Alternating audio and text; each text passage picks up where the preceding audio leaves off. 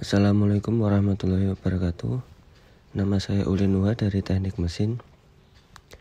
Saya akan mempresentasikan tugas besar 1 korosi atau uniform corrosion. Pengertian korosi. Korosi adalah kerusakan atau degradasi logam akibat reaksi redoks antara suatu logam dengan berbagai zat di lingkungannya yang menghasilkan senyawa-senyawa yang tidak dikehendaki. Dalam bahasa sehari-hari, korosi disebut perkaratan. Contoh korosi yang paling lazim adalah perkaratan besi. Pada peristiwa korosi, logam mengalami oksidasi, sedangkan oksigen atau udara mengalami reduksi. Karat logam umumnya adalah berupa oksidasi atau karbonat. Dampak dari terjadinya korosi. Dampak yang ditimbulkan korosi sungguh luar biasa. Berdasarkan pengalaman pada tahun-tahun sebelumnya, Amerika Serikat mengalokasikan biaya pengendalian korosi sebesar 80 hingga 126 miliar dolar per tahun. Di Indonesia, 20 tahun lalu saja biaya yang ditimbulkan akibat korosi dalam bidang industri mencapai 5 triliun rupiah. Nilai tersebut memberi gambaran kepada kita betapa besarnya dampak yang ditimbulkan korosi, dan nilai ini semakin meningkat setiap tahunnya karena belum terlaksananya pengendalian korosi secara baik di bidang industri. Dampak yang ditimbulkan korosi dapat berupa kerugian langsung dan kerugian tidak langsung. Kerugian langsung adalah berupa terjadinya kerusakan pada peralatan, permesinan, atau struktur bangunan. Sedangkan kerugian tidak langsung berupa terhentinya aktivitas produksi karena terjadi penggantian peralatan yang rusak akibat korosi. Terjadinya kehilangan produk akibat adanya kerusakan pada kontainer, tangki bahan bakar atau jaringan pemipaan air bersih atau minyak mentah. Terakumulasinya produk korosi pada alat penukar panas dan jaringan pemipaan akan menurunkan efisiensi perpindahan panasnya dan lain sebagainya. Dampak negatif korosi. Dampak negatif yang ditimbulkan oleh korosi diantaranya adalah 1. Adanya kerugian teknis dan depresiasi. 2. Menurunnya efisiensi. 3. Menurunnya kekuatan konstruksi. 4. Appearance yang buruk. 5. Karat merupakan polusi dan menambah biaya maintenance. Bakteri penyebab korosi.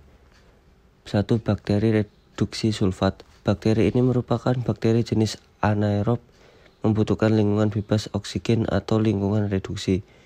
Bakteri ini bersirkulasi di dalam air aerasi termasuk larutan klorin dan oksidizer lainnya, hingga mencapai kondisi ideal untuk mendukung metabolisme. Bakteri ini tumbuh pada oksigen rendah. Bakteri ini tumbuh pada daerah-daerah kanal, pelabuhan, daerah air tenang tergantung pada lingkungannya. Bakteri ini mereduksi sulfat menjadi sulfit.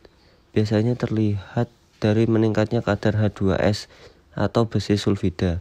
Tidak adanya sulfat, beberapa turunan dapat berfungsi sebagai fermenter menggunakan campuran organik seperti pirufenat untuk memproduksi asetat hidrogen dan CO2. Banyak bakteri jenis ini berisi enzim hidrogenase yang mengkonsumsi hidrogen. 2. Bakteri oksidasi atau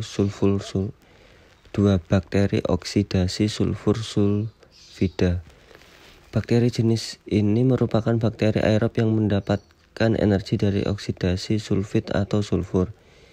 Beberapa tipe bakteri aerob dapat teroksidasi sulfur menjadi asam sulfurik dan nilai pH menjadi 1.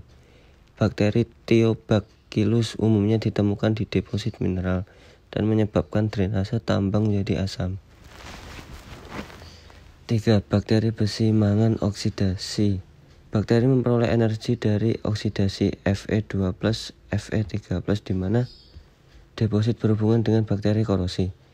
Bakteri ini hampir selalu ditemukan di tuberkel atau gundukan hemisferikal berlainan di atas lubang pit pada permukaan baja. Umumnya oksidasi besi ditemukan di lingkungan dengan filamen yang panjang. Cara mencegah terjadinya korosi. Pencegahan korosi didasarkan pada 2 prinsip berikut. 1. Mencegah kontak dengan oksigen dan atau air laut. Korosi besi memerlukan oksigen dan air. Bila salah satu tidak ada, maka peristiwa korosi tidak dapat terjadi. Korosi dapat dicegah dengan melapisi besi dengan cat, oli, logam lain yang tahan korosi, atau logam yang lebih aktif seperti seng dan krom. Penggunaan logam lain yang kurang aktif atau timah tembaga sebagai pelapis pada kaleng bertujuan agar kaleng cepat hancur di tanah. Timah atau lembaga bersifat mempercepat proses korosi. 2. Pelindungan katoda atau pengorbanan anoda. Besi yang dilapisi atau dihubungkan dengan logam lain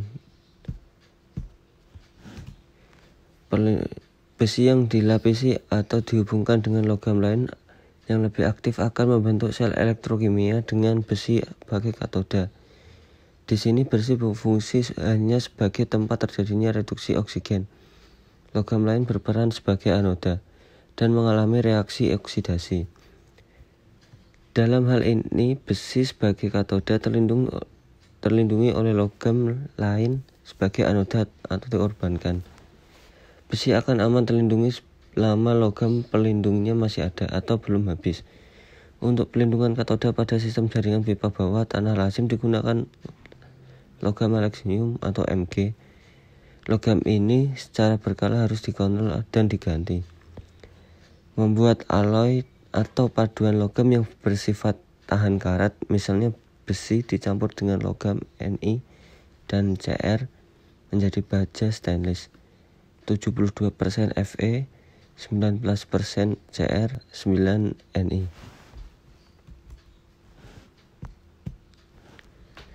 Uniform corrosion atau korosi merata. Korosi merata adalah korosi yang terjadi secara serentak di seluruh permukaan logam. Oleh karena itu, pada logam yang mengalami korosi merata akan terjadi pengurangan dimensi yang relatif besar persatuan waktu.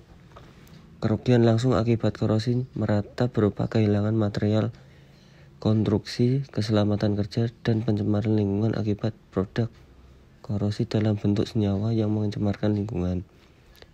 Sedangkan kerugian tidak langsung antara lain berupa penurunan kapasitas dan peningkatan biaya perawatan atau preventive maintenance. Korosi pada baja pondasi bangunan.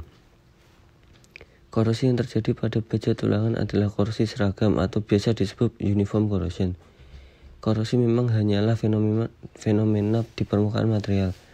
Tetapi jika korosi telah terjadi dalam waktu yang lama dan tidak ditangani dengan baik, maka fenomena korosi yang terjadi di permukaan material akan masuk lebih dalam dan bisa menimbulkan cracking pada area material.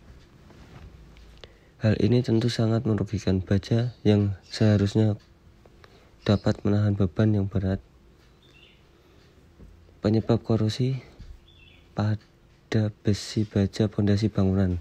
1. Karbonasi atau carbonation. Proses karbonasi terjadi karena adanya interaksi dari karbon dioksida atau CO2 di udara bebas atau atmosfer dengan ion hidroksida di dalam beton. Hasil dari interaksi tersebut menyebabkan pH beton turun, kurang dari 9, dan ini mengakibatkan penurunan ketahanan dari lapisan pasif di permukaan baja tulangan. 2. Klorida atau chlorides. Ion klorida mempunyai kemampuan untuk penetrasi ke dalam beton dan merusak lapisan pasif di permukaan baja dan logam. Ion klorida bisa berasal dari lingkungan eksternal, misalnya air laut atau proses hidrolisis atau katalis dari bahan logam itu sendiri yang menyebabkan baja terkorosi. 3. Garam magnesium atau magnesium salt. Karena pada laut mengandung 3002 ppm bahan setara MgCl2, hal ini sudah cukup untuk melemahkan Portland cement hydrates dari serangan ion atau Mg. Hasil reaksinya akan menyebabkan kehilangan material atau material loss dan dapat melunakkan beton atau soft. 4. Serangan sulfat atau sulfate attack. Sulfat alami atau natural sulfate dan bahan populer dari tanah atau air laut dapat menyebabkan serangan sulfat ke dalam beton. Ion sulfat dari laut akan bereaksi dengan hidrat dari Portland semen yang dapat menyebabkan penurunan mutu beton, membuat beton menjadi lemah atau lunak dan rapuh atau brittle. Serangan asam oleh bakteri. Pada tempat penampungan minyak mentah, struktur di bawah dari bangunan offshore pada daerah pantai yang air lautnya diam dan suhunya cenderung tetap. Oil well 70-80 derajat Celcius atau 45-50 derajat Celcius akan berpotensi menumbuhkan mikroba aktif yang menghasilkan karbon dioksida serta dapat menurunkan pH air. Hal ini akan berpotensi menyebabkan proses korosi pada struktur beton, baja maupun bahan logam yang terdapat pada daerah tersebut. Proses terjadinya korosi. Korosi yang terjadi pada baja, pondasi, bangunan bisa terjadi karena beberapa hal, di antaranya sebagai berikut.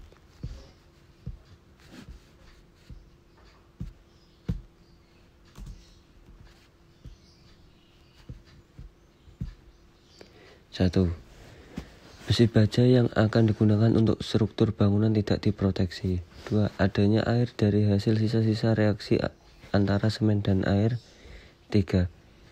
Tembok atau beton yang menggunakan besi baja tidak kedap air. Jika besi baja pondasi yang akan digunakan untuk struktur bangunan tidak diproteksi, akan menimbulkan resiko korosi pada besi baja tersebut. Ada berbagai cara untuk terjadi korosi pada baja tulangan. Air dapat masuk ke dalam beton sampai ke tulangan melalui 2 cara. Melalui air yang masuk dari luar atau uap air di udara melalui pori-pori beton karena beton tidak kedap air.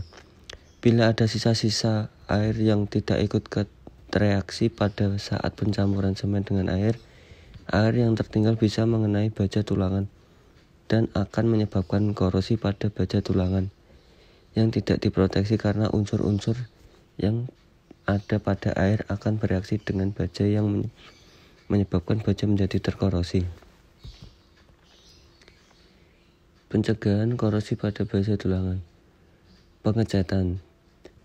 Jembatan, pagar, dan railing biasanya dicat. Cat menghindarkan kontak dengan udara dan air. Cat yang mengandung timbel dan zinc akan lebih baik karena keduanya melindungi besi terhadap korosi.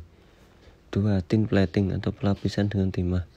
Kaleng-kaleng kemasan tersebut terbuat dari besi yang dilapisi dengan timah. Pelapisan dilakukan secara elektrolis yang disebut tin plating.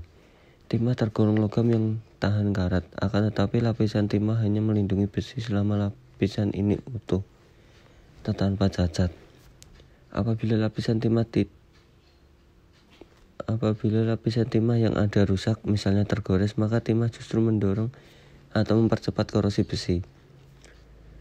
Hal itu terjadi karena potensi reduksi besi lebih negatif daripada timah. Oleh karena itu, besi yang dilapisi dengan timah akan membentuk suatu sel elektrokimia dengan besi sebagai anode. Dengan demikian, timah mendorong korosi besi, akan tetapi hal ini justru yang diharapkan sehingga kaleng-kaleng bekas cepat hancur.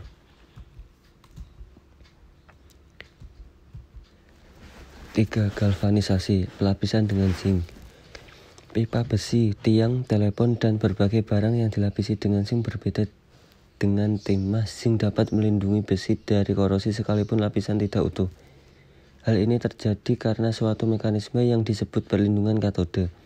Oleh karena potensial reduksi besi lebih positif daripada zinc, maka besi yang kontak dengan zinc akan membuat sel elektrokimia dengan besi sebagai katode. Dengan demikian, besi terlindungi dan zinc yang mengalami oksidasi atau berkarat. Badan mobil-mobil baru pada umumnya telah digalvanisasi sehingga tahan karat. 4. Chromium plating atau pelapisan dengan kromium. Besi atau baja juga dapat dilapisi dengan kromium untuk memberi lapisan pelindung yang mengkilap. Misalnya, untuk bumper mobil, Chromium plating juga dilakukan dengan elektrolis sama seperti zinc. Chromium dapat memberi perlindungan sekalipun lapisan chromium itu ada yang rusak. 5.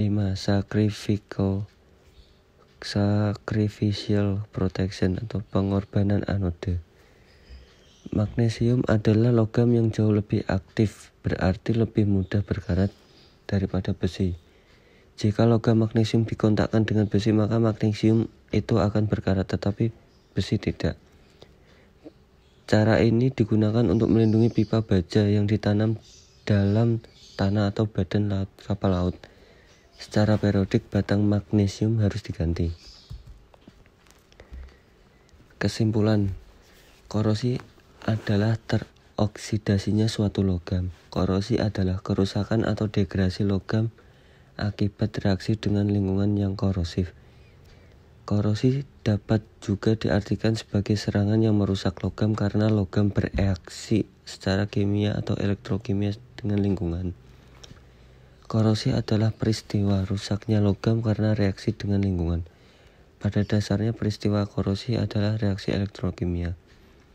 Secara alami pada permukaan logam dilapisi oleh suatu lapisan film oksida FeOOH. Pada proses korosi terjadi reaksi antara ion-ion dan juga antar elektron.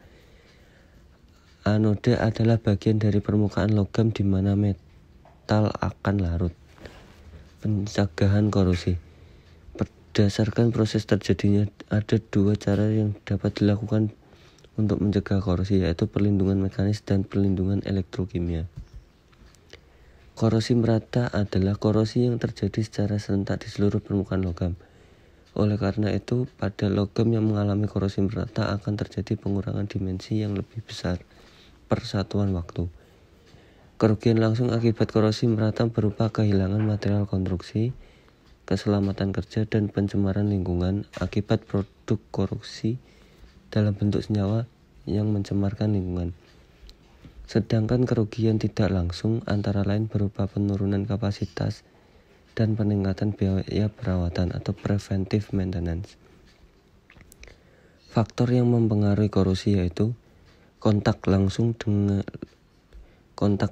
logam dengan H2O dan O2, keberadaan zat pengotor kontak dengan elektrolit, temperatur, pH, dan mikroba.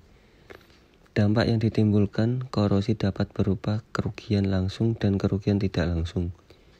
Kerugian langsung berupa terjadinya kerusakan pada peralatan, pemesinan, atau struktur bangunan. Sedangkan kerugian tidak langsung berupa terhentinya aktivitas produksi karena terjadinya pergantian peralatan yang rusak akibat korosi.